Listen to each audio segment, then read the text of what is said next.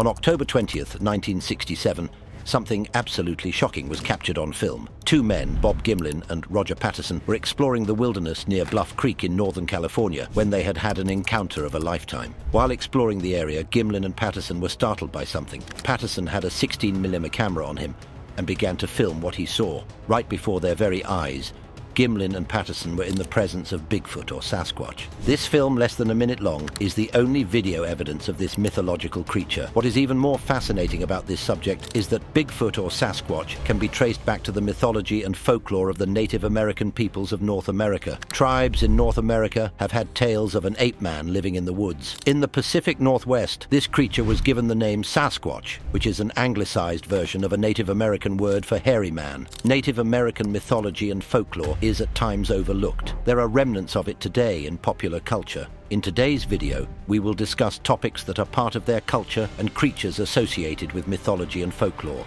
Creation and a great flood. The Caddo are indigenous peoples that lived in the Red River area of Louisiana and Arkansas. Something that has survived all of these years is their creation story. It opens with humans and animals living underground. A man named Niche, or Moon, found the entrance to the cave where they lived underground. He informed everyone that they were to drum and sing as he led them from the underground to the surface. Before they departed, Moon told everyone not to look behind them once they left the cave. One of the first to emerge was an old man. He carried a pipe, fire, and a drum. His wife was behind him, and she brought pumpkin seeds and corn. The rest of the people and animals followed, and they were now on the surface. Wolf was one of the animals that had just emerged from the underground. He looked behind him and saw the entrance to the cave, but then it vanished. This was incredibly upsetting since some people and animals were still underground. Moon noticed that the people were sad at losing their loved ones who were underground. After that, the people scattered all over the earth. They settled in different areas and began speaking different languages. What's fascinating about the creation stories of the indigenous peoples of North America is that it is rare in a majority of these stories where something comes from nothing. There are commonalities in world creation stories where an animal brings sand or mud from ancient waters following a great flood. The creation of humans differs. Some cultures have tales of humans being made from clay, sticks, or feathers. Many cultures have a flood story, and indigenous cultures are no different. The Chippewa have a story of a man named Waynaboozhoo. The story goes that the Great Spirit was unhappy with the world and with man, so he brought about a great flood. Waynaboozhoo was the sole survivor, and he was afloat on a raft made of wood with some other animals. After some time, Waynaboozhoo realized the flood was not going to end. A way to change that would be to start over from scratch. This required building a new world, and the mud needed was deep underwater. Animals tried to get mud from below, but they were unsuccessful. In the end, a small duck named Ajigade retrieved the mud, and Waynaboozhoo rolled the mud into a big ball that would be carried on a turtle's back. That ball of mud would become the earth. Why are these flood stories common in world cultures? There are various theories. One is that the stories may have originated following the end of the last ice age. Glaciers receded and ice melted. This led to incredible flooding around the world. Some indigenous cultures experienced this global change. Another theory could be flooding from terrible storms, or even floods from tsunamis. Corn woman. Maize or corn is an important crop in the indigenous community. Some of their creation stories mention a corn woman. One story involves an older woman who secretly rubs her body and grains of corn appear. The corn is used to feed a hungry tribe. However, when they learn of her ways of producing corn, they become disgusted. The people claim the old woman is a witch, and they sentence her to death. Before her execution, the old woman tells the people something important. She asks them to drag her corpse along the land following her death. Where her corpse is dragged is where corn will grow. There is a second version of this story, which is similar. In this version, the woman is younger and beautiful. She meets a man facing starvation, and her means of producing corn is considered disgusting. The family of the starving man learns of this, and they banish the woman. The starving man followed her, and she gave him the gift of corn. Animals.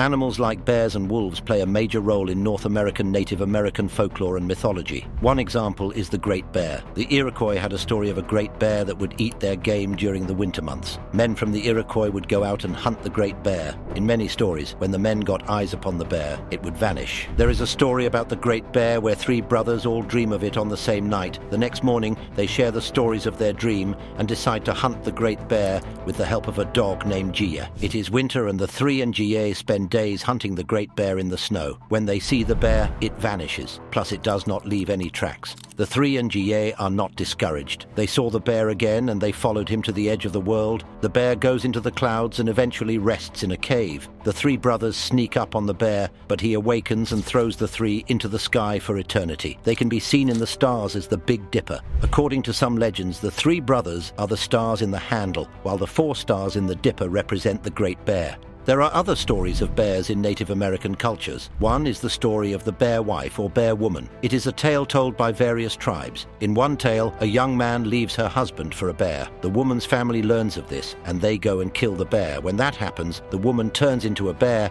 and attacks those who killed the bear. There are variations of this story, where a woman or a woman and child turn into bears. To some cultures, the bear represented great power and was considered spirit helper to shamans. In some tales, the shaman would impersonate a bear or transform into one. Another animal in Native American mythology and folklore is the wolf. They represent courage and loyalty and have been admired for their skills in hunting. The wolf has appeared in some creation stories, and in some cultures arrows were rubbed against their fur for good luck. The word maiko in Navajo is used for a wolf or a witch because there is a belief that a person could transform into a wolf if they donned their skin. There are tales of animals like coyotes being tricksters. These tales are generally lessons told with some humor. In these stories, an animal like the coyote pretends to be a bride or groom, and then there is a twist once they are revealed to be a coyote. In some cases, they pretend to be other animals. There is one story of a coyote befriending a skunk. The coyote pretends to be another skunk, but eats the skunk once his deception is revealed. The humorous twist to the story is that the skunk causes a great deal of digestive issues for the cunning coyote. The coyote in these stories is sometimes a hero and other times a villain. They are also used as comedic relief in some tales. In the end, these tales are told to teach people about ethics and culture. In comparison, the coyote is similar to that of the fox, a cunning character that has been used in many European tales. Skinwalkers. Turning from human to animal is common in Native American mythology and folklore. One story is that of the Skinwalker. This Navajo tale is about a witch who can turn themselves into an animal. Other Skinwalker tales are much darker. Some talk about the Skinwalkers as people who were initiated by an evil secret society. To join, they would have to kill a family member. Once they did that, they could transform themselves into an animal of their choosing. These Skinwalkers are known to have superhuman powers and are known to rob graves for their own personal wealth. In times of famine or bad fortune, Skinwalkers have been seen as those responsible for the troubles. In some cases, the Skinwalker is someone who possesses a great deal of medical knowledge and spiritual knowledge. Also, not all Skinwalkers are viewed as evil and lacking morals. Some do commit acts like murder, but do so in cases of justifiable revenge. Wendigo.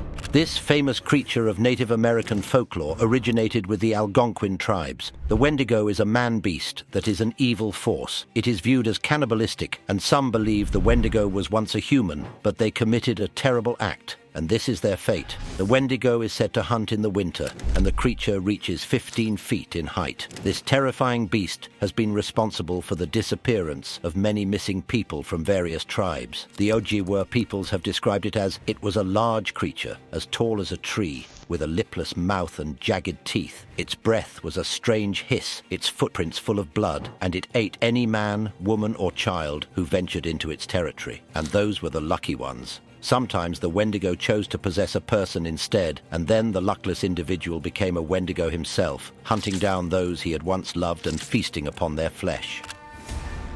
Conclusion. Native American mythology and folklore of the North American region vary greatly, but there are some commonalities. Stories today of Bigfoot and Skinwalkers are popular on social media, and they can be traced to various Native American cultures. What is also important to understand is that these tales have been passed down from generation to generation orally. Some of these tales have been written down during the 20th and 21st centuries. It is important to read up on these fantastic stories.